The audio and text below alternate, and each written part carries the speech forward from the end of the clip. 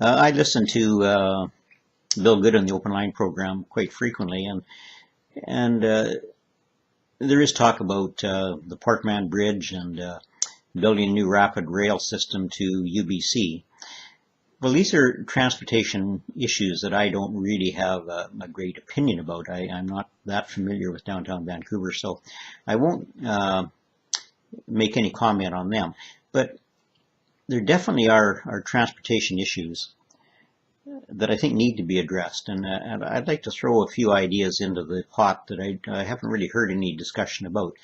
The first one is the problem with taxis.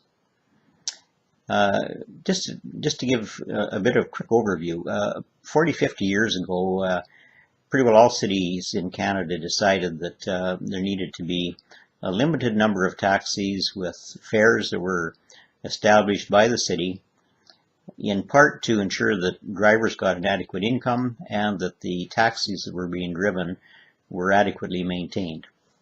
And so the city said, look, we'll issue licenses and require you to have a background check, criminal check, and you're going to have to maintain your vehicle. But if you do that, we'll give established rates that are going to be decent and give you an adequate income. And pretty well every city in Canada did that. And that was fine to start with, but over the years, as people retired, there were a limited number of licenses, and so they became valuable in their own right. If you wanted to drive a taxi, you had to have a license. And today, licenses cost in excess of $100,000. Not just you have to have a car in addition to that. So the license costs more than the cost of the car, maybe 3 or 4 times as much as the car would cost. So, and that, of course, that means that fares have to be higher than they would otherwise have to be because of part of these costs. And generally speaking, the licenses have been bought up by companies. It's not when you get in a taxi, that the license for that taxi likely is not owned by the person driving the taxi.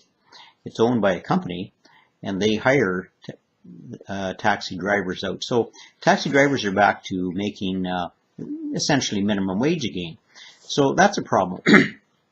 And there are many, many rules. For instance, if you take a cab from downtown Vancouver to Surrey, that taxi driver isn't able to pick up a fare in Surrey and take them back to Vancouver. So there's all kinds of inefficiencies and problems. And if you get outside of the football stadium after a game, there won't be any taxis around, it's almost for sure. Same thing if you come out of a bar at 2 in the morning and want to get a cab home, there won't be a cab available. So there's all kinds of problems. So what I would do is simply say, all right, anybody can have a cab, drive a taxi, they're freely available. Perhaps you still have a criminal background check, and you've got to have a mechanically sound vehicle, but as long as you do that, then you're free to drive a cab. So if I have a regular job during the day and I want to supplement my income at night, I can go down to the football stadium after a game and give people a ride home. Or at 2 in the morning, I'll be outside the bars and give people a ride home. So when the demand is greater, there will be a greater supply of taxis. And I think that would be a very desirable thing, and would be helpful for the community. Another thing is, if you go downtown Vancouver in the morning, about 7:30 or 8, almost every car that goes by will have one person in it, just the driver. And so you have to build big bridges like the Portman Bridge and others to accommodate all the vehicles that are going with one person in the automobile. Now, with today's technology, I think it would be very, very possible for the city to say we want to increase the ridership in individual vehicles. And perhaps they could be licensed, but I don't really think they need to be. They could have a web page whereby people who are driving could go on and say, I'm leaving from a certain area of Surrey at 7:30 every morning, and I go down to some hotel in the downtown area of Vancouver. Anybody who would like a ride, please contact me. The fare would be $2 or $3, whatever it is, for a ride each direction. And people who wanted to take them up on that would go online and make contact. And so the person doing the driving would have a pickup at a certain location in downtown in Surrey, and would drive 1 or 2 or 3 passengers to downtown Vancouver. So let's say it was only $2 a trip each way. That's $6 in the morning, 6 at night is 12. So it's $60 a week. It's $3,000 a year. And so if somebody wanted to earn that money, they would be able to do that, and it would help to reduce the number of vehicles on the road. So that would be one thing that could be considered.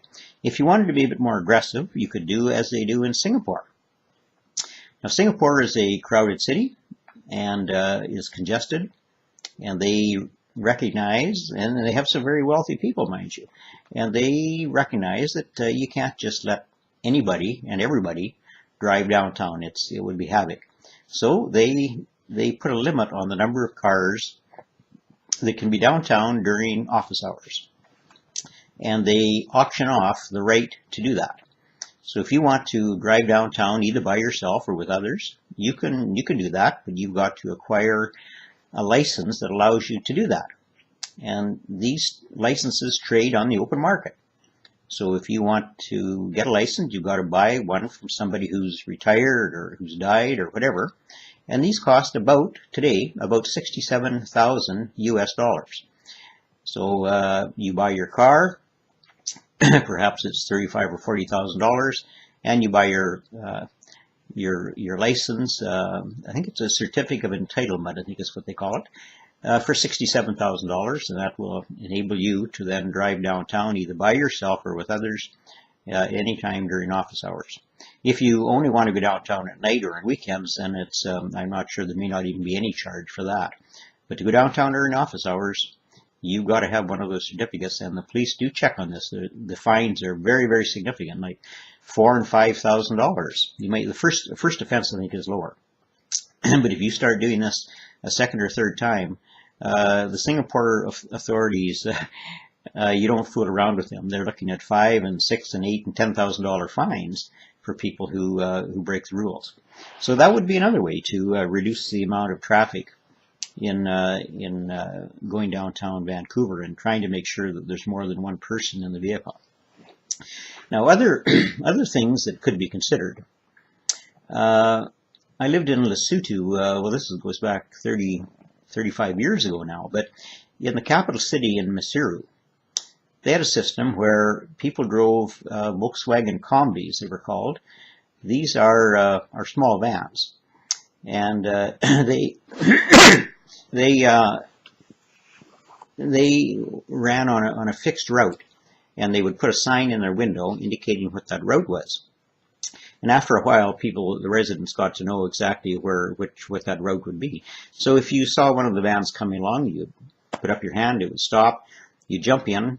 Now in those cases, they had a little boy in the back, and you'd pay your money to him, and it would go, you'd go 1 or 2 or 3 or 5 blocks, whatever it was, and then tell the boy you wanted off, and he'd let the driver know, and off you got. Now here you'd have to have a system where you put your money, a toonie perhaps, or something like that, and when you put the money in, it would trigger a bell so the driver knew that you'd paid your fare, and then you would go as far as you needed on that route. And again, just pull your little bell to let the driver know you wanted to stop. So that would be one way to, very similar to city buses, but it would be privately run, and smaller vehicles, and would be, if you like, in competition with the city buses. Now another another thing would be to have what are known in Asia as baby taxis. These are three-wheeled vehicles with a driver. They now use LPG gas, so they don't emit noxious fumes. But these are three-wheeled. It's really a motorcycle with 3 wheels. And again, the passenger would just hail one of these, and there could be a fare based on the number of blocks driven, and you would ride and just make your payment directly to the driver. The other option is many of the cities in Asia. I lived in Bangladesh for 9 years. and rode many times on what are known as baby taxis. Bicycle rickshaws. Bicycle rickshaws. Now this is a system. It's a three-wheeled vehicle. Driver is exposed to the elements, but the passenger sits on an elevated seat that has a cover over it. So in the sun or in the rain, the passenger is protected, but the driver is exposed to the elements. And so you could get around and there's lots of bike paths in downtown Vancouver. So why not use them? And I suspect these would be very popular with tourists, and I think even a fair number of local residents who wanted to get around. And it would be a means for people who are down on their luck to make a living. They could either buy a rickshaw on their own, or they might rent one from somebody. And I suspect there would be more interest in that than one might believe. So there are many ways that can be done to ease the transportation issues in downtown Vancouver. And the discussion that I hear on the open line programs is very restricted. It's almost as if people have never traveled and seen what is being done in other places. Almost all the discussion is, especially by the people on city council who are, I'm not sure what you call the local one, but it's the ones that are more like the NDP. And their emphasis is almost always on trying to get more bike lanes, as if that's the only option for making changes in transportation in downtown Vancouver. And I think there are many other things that could be considered.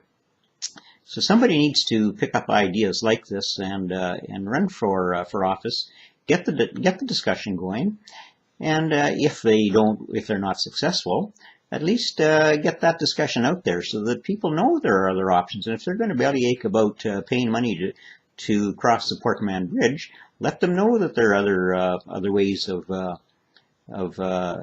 affecting transportation.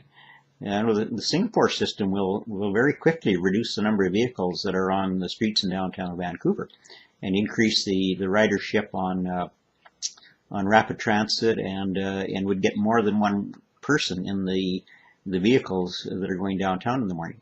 So I think there are options, and people need to debate them. And these are just some of the ideas that I think should be considered.